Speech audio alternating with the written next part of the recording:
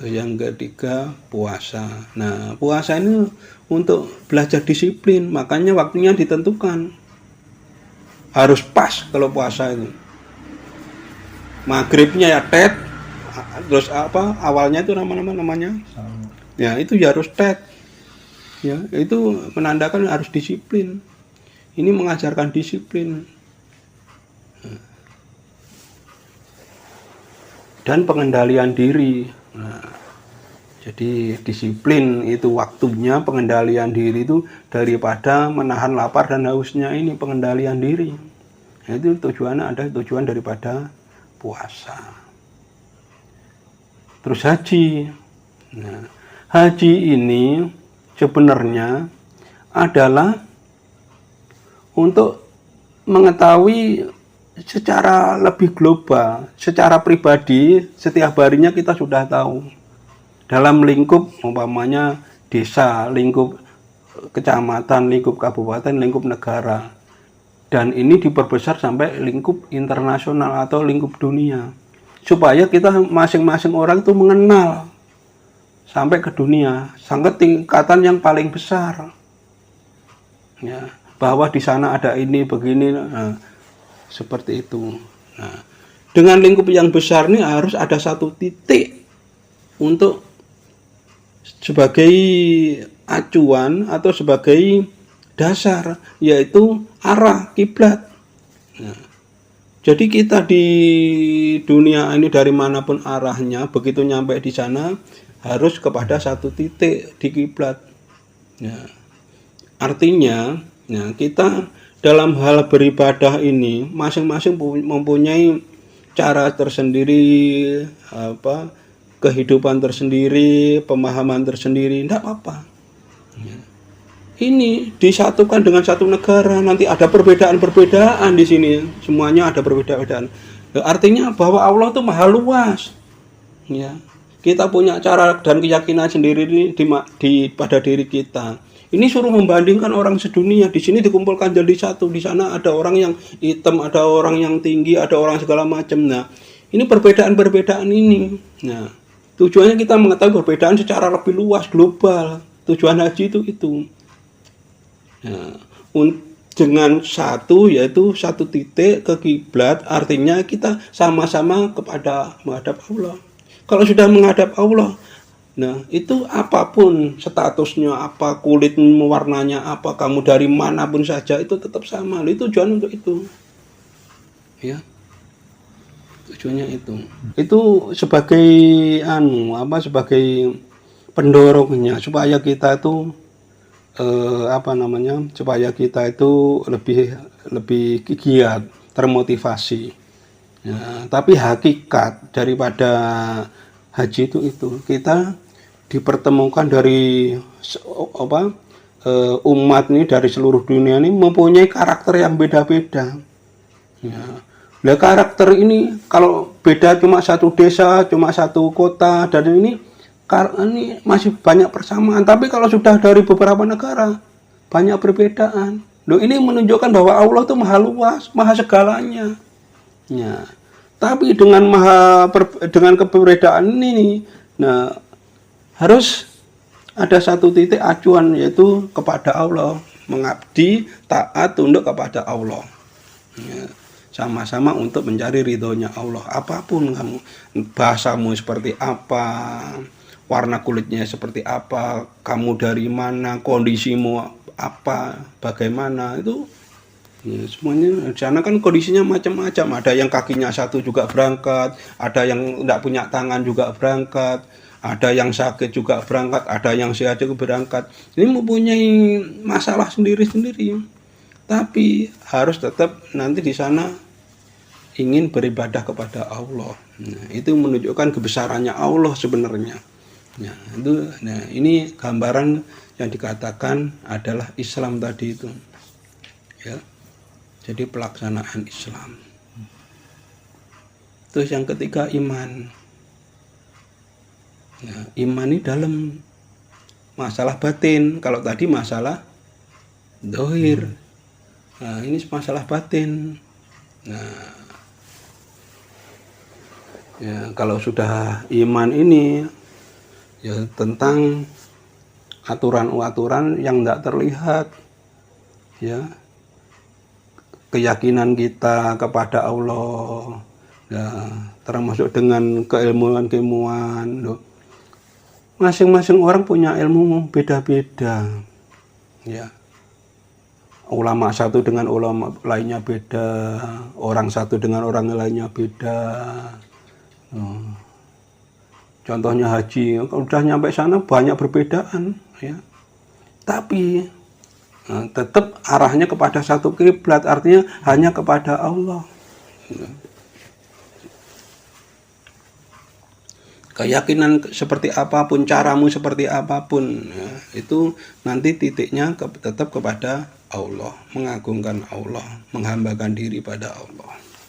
Ya, itu yang ketiga, ihsan.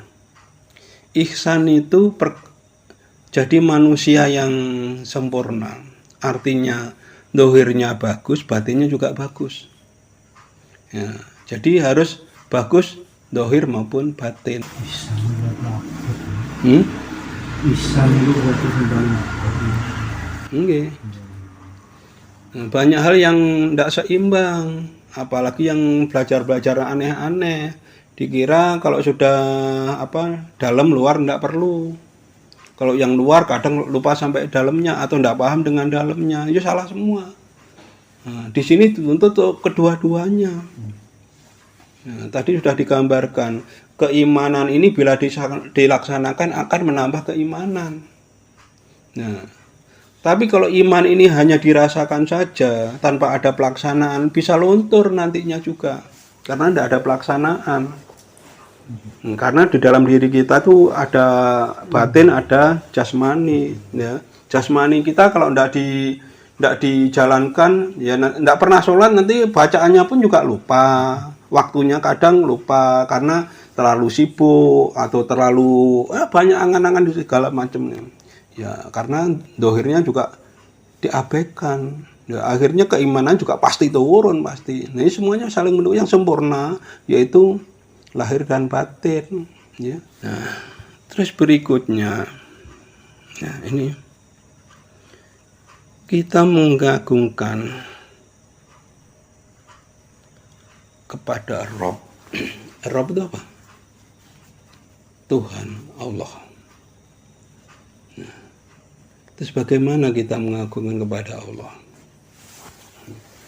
Yang pertama ini kita mengagungkan kepada Allah setelah pelaksanaan nyatanya ini, mengagungkan ini dengan dalam batinnya, dalam kedalaman, bukan, makanya di sini dikatakan yang dirahasiakan, yang tidak nyata, ini bukan karena jasadnya. Ya. Jadi kita nyambung sama Allah itu bukan karena jasadnya semata. Terus apa itu? Ya. Cara kita menyambung kepada Allah itu bagaimana? Kira-kira? Apa kira-kira? Itu bagian-bagiannya. Jadi nyambungnya kepada Allah itu, ya. Yang pertama,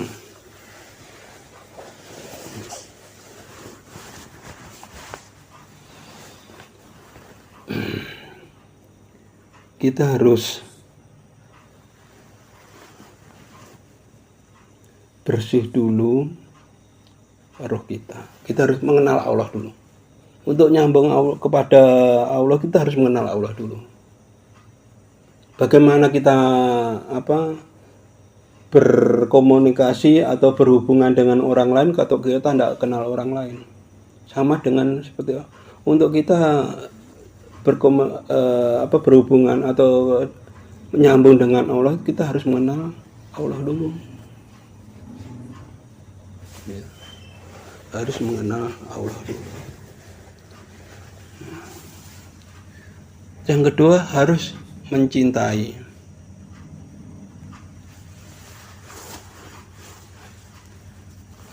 Terus yang ketiga, kita harus artinya itu bisa kembali. Yang pertama mengenal dulu, yang kedua menyintai, yang kedua harus bisa kembali. Nah, itu yang dikatakan mengenal tuh bagaimana? Secara luhur. Ini bukan. Kalau ini kan yang dirahasiakan berarti secara batin. Ya. Terus kenapa kita tidak mengenal Allah itu kenapa? Ya. Jadi di dalam diri kita, esensi tubuh kita yang paling dalam itu adalah roh. Roh itu adalah sempalannya roh. Nah, roh dengan maha roh ini itu sudah mengenal dari awalnya. Nah, ini yang bisa mengenal antara manusia dengan Tuhannya itu karena ini antara roh dengan maha roh. Ini otomatis kenal karena sudah kenal sebelum turun masuk kepada jasad ini sudah kenal antara Allah dengan antara yang maha roh dengan roh ini sudah kenal. Terus kenapa sekarang kok kita tidak kenal? Karena terhijab, nah, kotor hatinya. Nah ini tujuannya padang hati, membersihkan daripada nafsu yang mengkotori roh ini tadi, sehingga tidak mengenal Allah karena kotornya roh ini. Salah satunya hijab atau yang mengotori hati adalah 3 nafsu yang sudah kita bahas, yaitu rasa aku, rasa sok suci, dan rasa ingin dipuji atau cari perhatian. Ya. Itu yang kalau ini tebel, nah itu kita gelap hati, ya, atau hati kita sudah membatu. Nah, itu yang membuat kita tidak mengenal Allah, kita tidak tahu, ya. Bagaimana menyintai, kenal saja tidak bisa. Nah, ya, itu tidak akan bisa untuk mencintai Allah. Tidak bisa. Kita kenal aja tidak. Nah, padahal awalnya kenal. Nah, karena dalam satu alam yang sama, ya. Roh itu dari yang maha roh, dari berada di alam roh. Ya, awalnya berkenal, begitu diturunkan di bumi, gabung sama jasad, nah terhalang oleh kegiatan-kegiatan jasad, akhirnya terhijab, ya, kotor, sehingga menutupi daripada daripada batin itu tadi, roh tadi itu. Nah, umpama sekarang contoh sebagai jasad saja, Mas Slamet, ya, pakai topi, pakai kulung, diberuputi rapet. Kira-kira kenal enggak orang lain? Ya kayak gitu. Supaya kenalnya dibuka. Ya, mau pakai helmnya dibuka, pakai topengnya dibuka. Nah, ya. Kalau diberukuti, ya, artinya tertutup, ya enggak akan kenal. Walaupun ketemu di jalan enggak akan kenal. Nah, itu gambaran yang gampang untuk dilogikakan. Terus mencintai. Nah, sifatnya ar-ruh itu, ar-ruh di dalam diri manusia itu adalah manifestasinya Allah atau bertajalinya Allah. Artinya bertajali itu berada di dalam diri kita. Ya.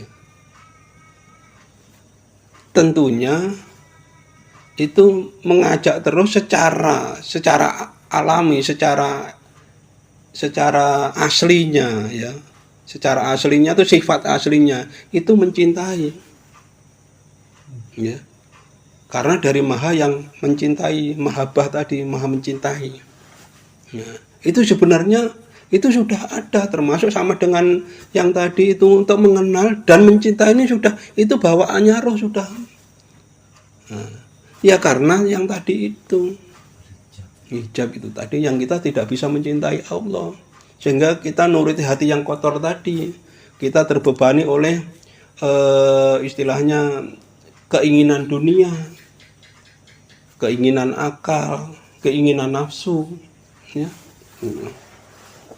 Seperti itu. Sehingga kita tidak bisa cinta dengan Allah. Terus untuk kembali ya tidak bisa. Bagaimana kita bisa kembali? Wong kita mengenal Allah juga enggak, cinta juga enggak, terus bagaimana kita kembali? Tidak nemu jalan. Ya. Sehingga orang itu merasa sangat ketakutan untuk mati karena tidak tahu cara kembalinya. Ya.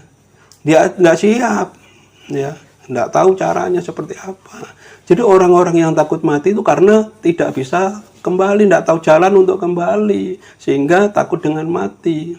Bagi orang-orang yang sudah mengenal Allah, cinta dengan Allah, tidak akan khawatir untuk kembali, kapanpun siap.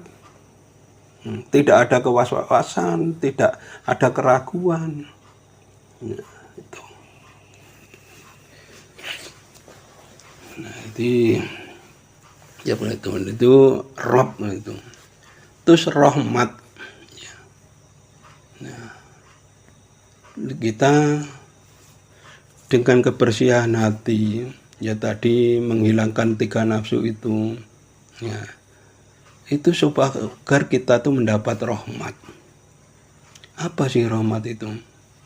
Mendapat kebaikan dan pengampunan dari Allah. Rahmat itu. Ya. Yang dikatakan rahmat itu secara secara batiniah, bukan secara zahir. Rahmat itu pengampunan dan kebaikan dari Allah. Gitu. Terus yang berikutnya yaitu ruh kita sudah fitrah. Fitrah itu benar seperti asal. Yang asalnya tadi mengenal Allah, cinta sama Allah, ya itu harus. Ruh kita itu harus kembali kepada fitrah, bentuk asal, suci kembali, sehingga kita tidak takut kembali juga. Baliknya tadi tidak. Tuh.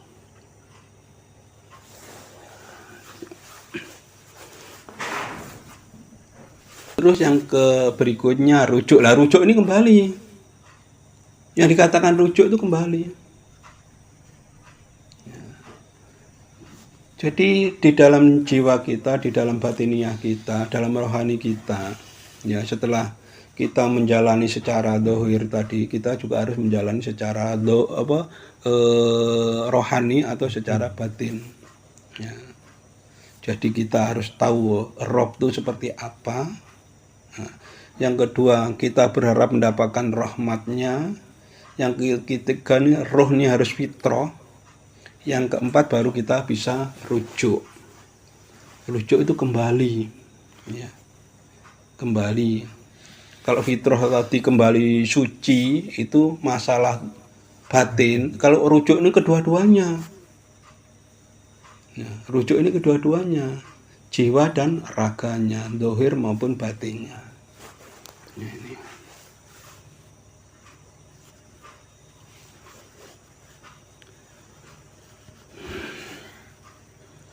Nah, terus dengan kerendahan hati.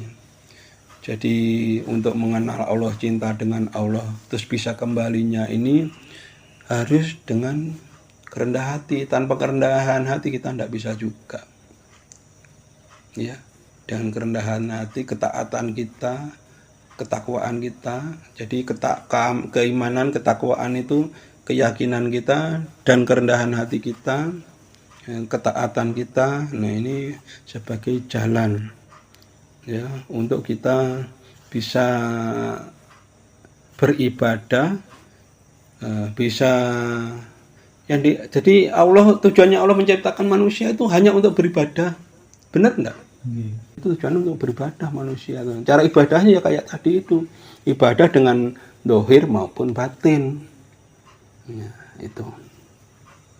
Nah, ini bila mana orang ini meyakini bahwa Allah itu mengetahui. Nah, semua ibadah tadi kalau kita tidak yakin Allah mengetahui, percuma. Kan ya? Cuma.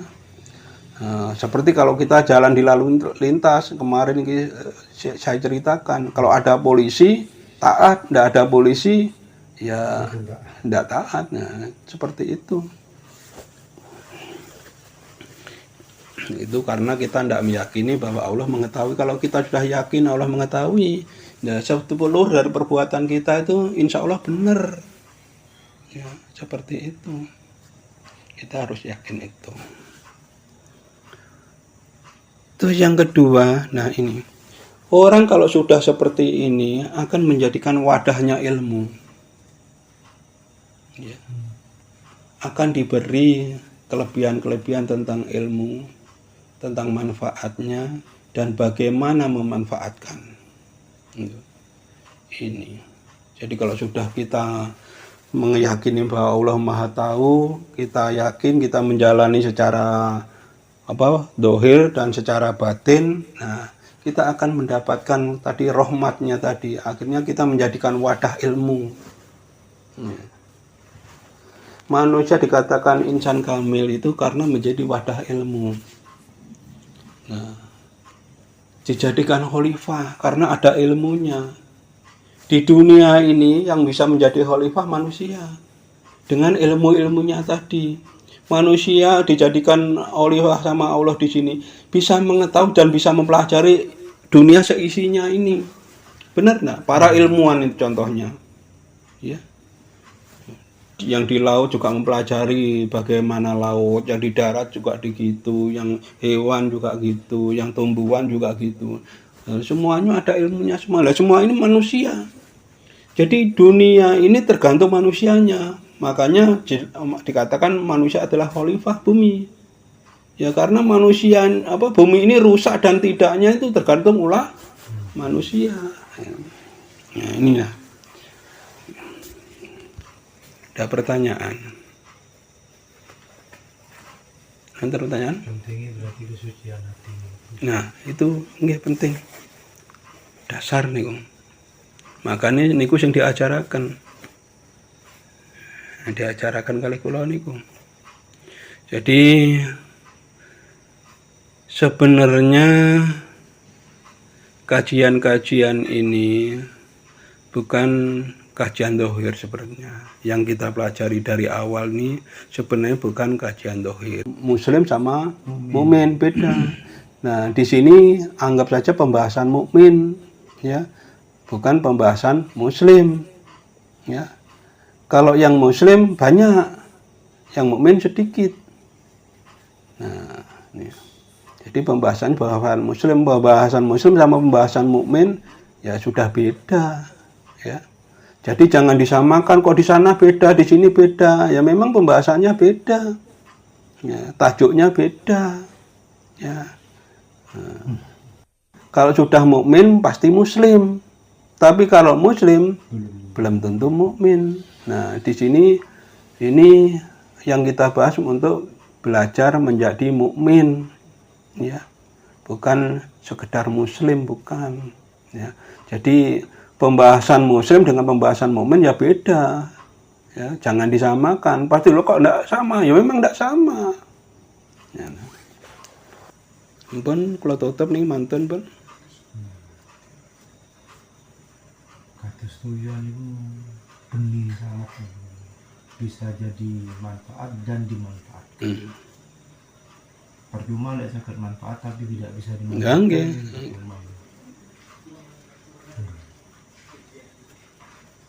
Mas Lutfi ajeng tanglet. Ngoten. Mpun. Kula tutup nggih. Sadaqallahul azim. Al-Fatihah.